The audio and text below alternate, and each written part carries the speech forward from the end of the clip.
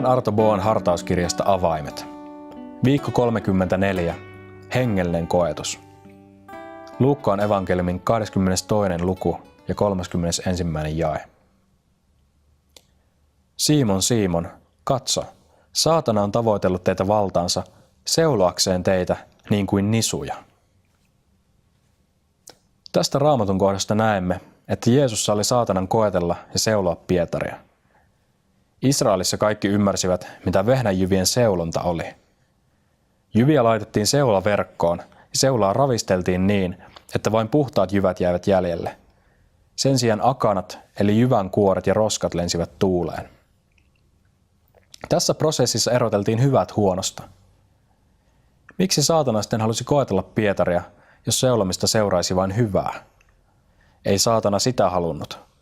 Se halusi seulomisen olevan niin tuhoavaa, että Pietarin usko sammuisi.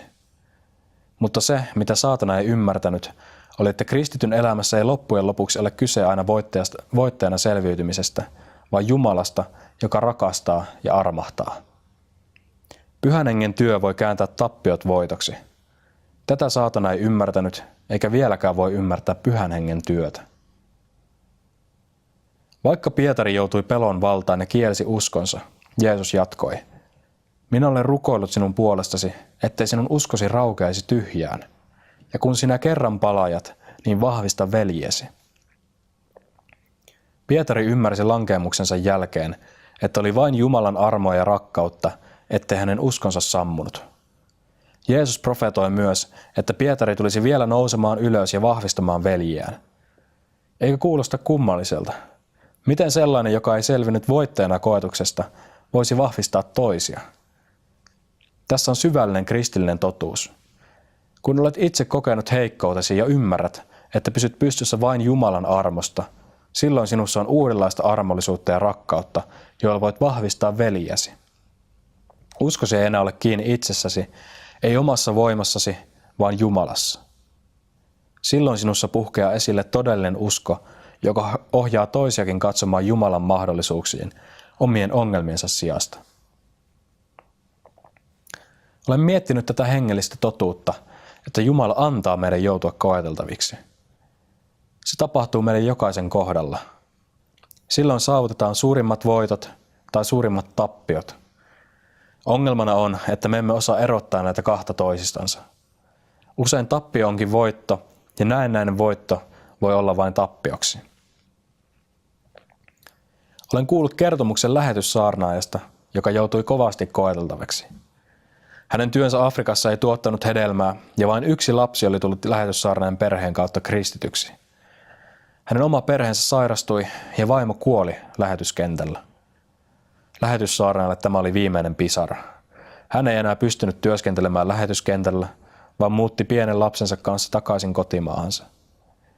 Kotiin palattuaan hän katkeroitui ja kadotti uskonsa. Hän alkoholisoitui nopeasti ja menetti lapsensa huoltajuuden.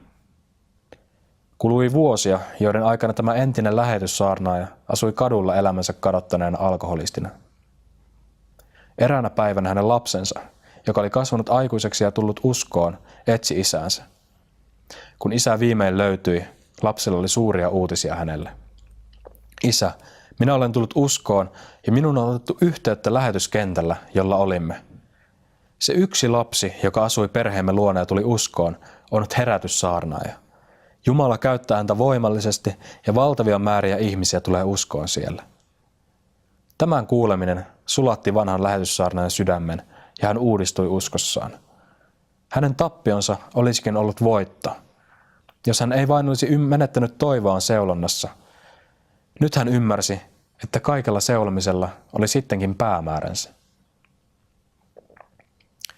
Vaikka meitä seulotaan ankarastikin ravistellen, juuri silloin Jumala tekee omaa työtänsä.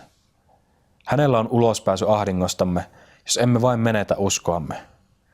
Silloin kun et ymmärrä mitä tapahtuu, niin kuin ei Herransa menettänyt Pietarikaan ymmärtänyt, ei ole aika luovuttaa.